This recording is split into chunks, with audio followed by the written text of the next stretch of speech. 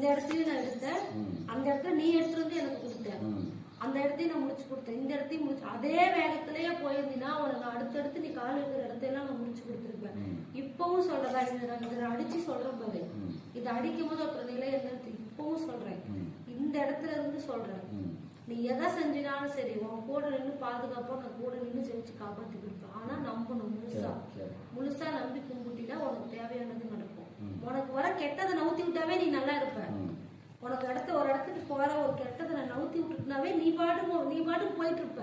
உன நான் பிடிச்சி நவுத்துலாம் எந்த அவசியமும் இல்லை. நீ உன் கால் வந்து அடங்கி ஓரமா உட்கார கால் கிடையாது, ஓடுற கால். நான் உனக்கு எதிரில் இருக்கிறத மட்டும் நவுத்தி விட்டுட்டுனா நீ போயிட்டே இருப்ப, உன் தொழில் நல்லா இருக்கும்.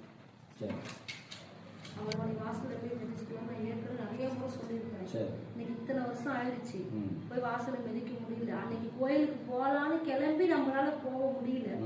அப்ப நான் சொன்ன வார்த்தை, எப்பா போகலான்னு கிளம்பி போகல. அவன் திங்கட்கிழமை தருவான், ஞாயிற்றுக்கிழமை தருவான்னு எதிர்பார்த்தோம். அது வந்துச்சுன்னா வாங்கிட்டு போகலான்னு நம்ம சொன்னோம்.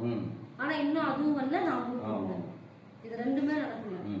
எவ்வளவு சீக்கிரம் அந்த மண்ணை போய் மிதிச்சுட்டு வரையோ அவ்வளவு சீக்கிரம் அங்க இருக்கிற பிரச்சனை என்னைக்கு ஒரு கோரிக்கை அவகிட்ட வச்சு அந்த கோரிக்கையை உனக்கு அவன் நடத்தி கொடுத்து அதுக்கப்புறமும் உனக்கு ஒரு தொழிலுக்கு கூட இருந்தாலோ அன்னைக்கே அவ உன்னை பார்த்துட்டான்னு அர்த்தம்.